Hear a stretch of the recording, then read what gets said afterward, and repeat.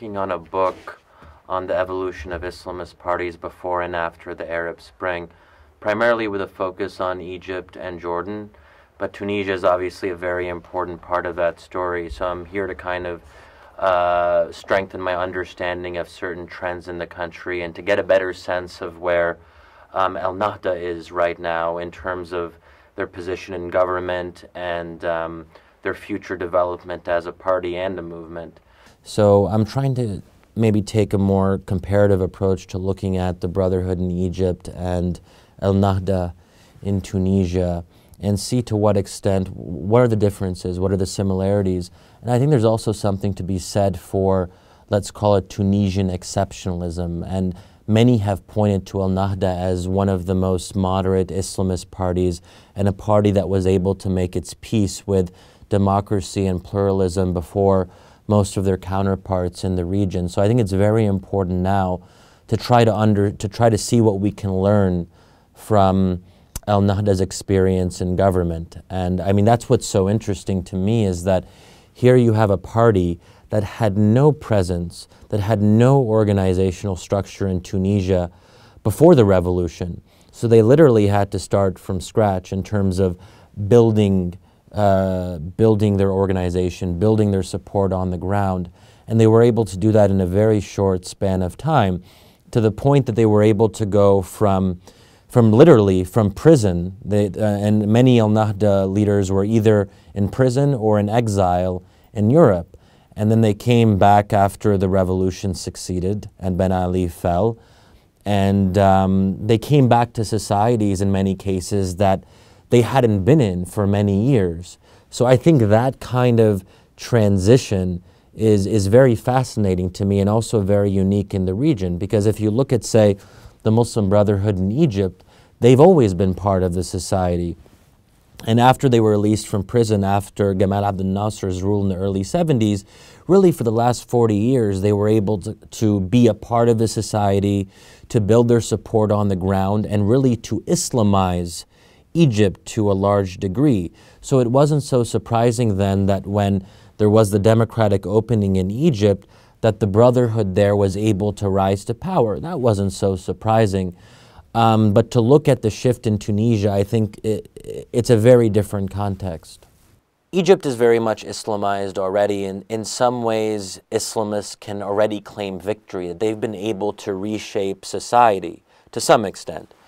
Now in Tunisia, I think the process is much earlier on. I doubt it will ever get to the point of where Egypt is now, where Islam imbues everything in the public arena.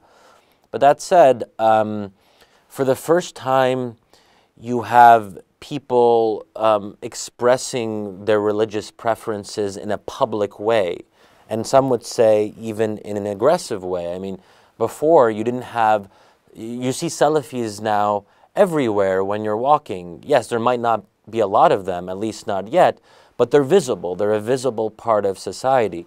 So I think the very interesting question now is, once you remove the forced secularization of the old regime and people have the freedom to make their own choices, we're likely going to see more people, let's say, certainly reconnecting with their identity, but even going further than that, more people moving in the direction of more public expressions of religion. So if I was a political advisor to liberal opposition parties, I think I'd have to say different things depending on the country. I think in Egypt, they're weaker than they are in Tunisia. And they're gaining some ground because of Morsi's failures in government. And I would say that here too, secularists are in a stronger position because of Al Nahda's mistakes in government. But I think it's dangerous to just be the opposite of who's in power. And you can't just depend on the failures of Islamists. I think you have to go beyond that, because at some point they'll be called to play a role in government too. And if they don't have a workable program for governing, for improving the lives of Egyptians and Tunisians, then it's just going to be a cycle where you have a succession of governments that fail to really meet the aspirations of their own people. But is there a solution when you're talking about a broad opposition coalition? Like here in Tunis, you have Nida Tunis, which is a coalition of various parties with different ideologies. It's easy for them to come together now because they all share a pronounced dislike, let's say, of Islamists. But what happens when they actually have to divide cabinet ministries among themselves, or they have to debate what the appropriate economic policy is? Now, I think one of the interesting lessons that we saw in 2011 in the first elections here in Tunisia, the parties that had the more anti-Islam, anti-Islamist, or maybe, I don't want to say anti-religion, but the parties that were kind of raising the fears of Islamist rule or of religion coming back into society, they didn't do so well in the elections. The PDP, for example, which was thought to be one of the stronger opposition parties. Who did better? The CPR and El Teketul. And they joined El Nahda in the first coalition government. And they had a purposeful approach in the election campaigning.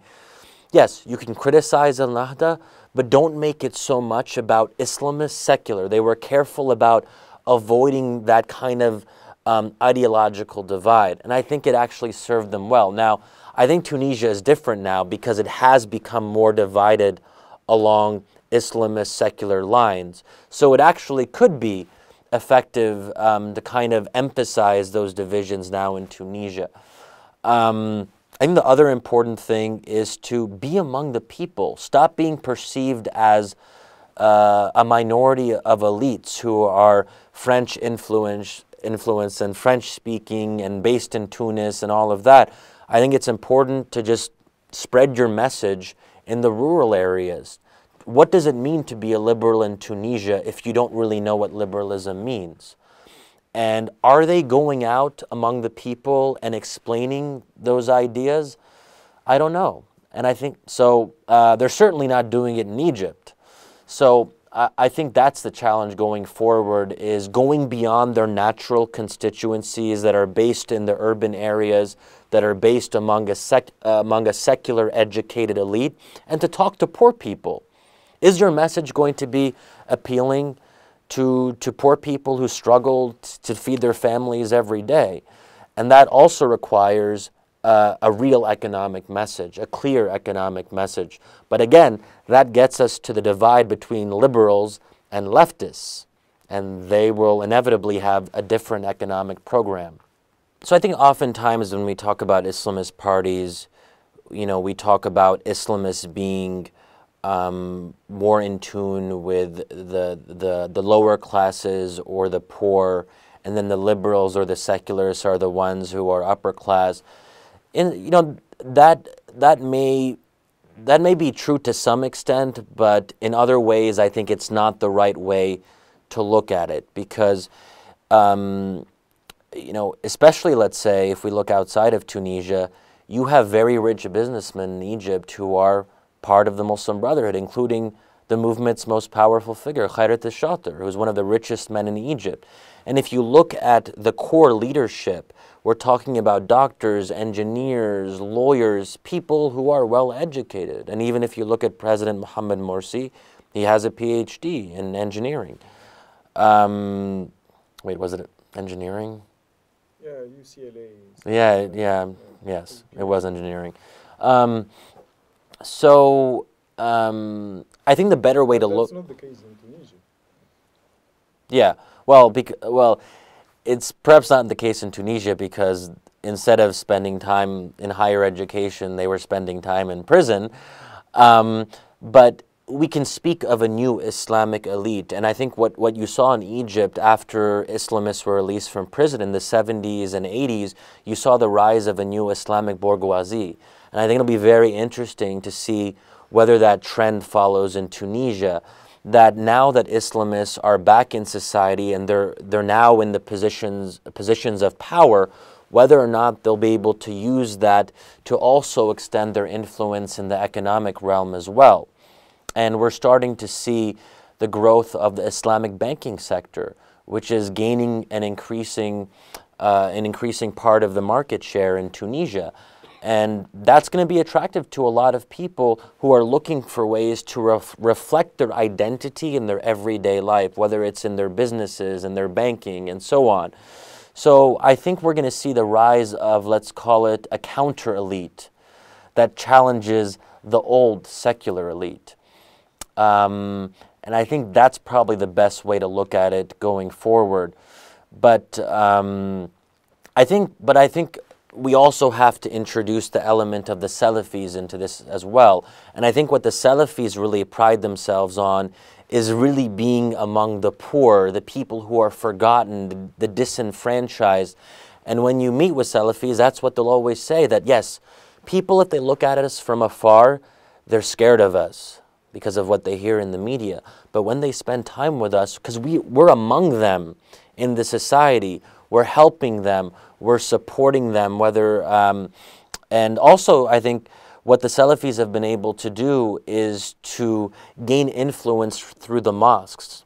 Because Al-Nahda is so focused on politics, on government, it hasn't had the time to focus on being there preaching at the local mosque, being among the people. And Salafis have, I think, been able to come in and fill that religious vacuum to the extent that in some towns, especially outside of Tunis, they have control of the majority of mosques. So that's a very interesting development that we're going to have to watch. But I think the Salafi discourse, it's much more populist. It's the kind of politics of resentment, that there are people who have been left behind by society that the secular elite doesn't care about. Salafis are catering to those kinds of constituencies who are frustrated and angry and don't feel they have a voice in the new Tunisia.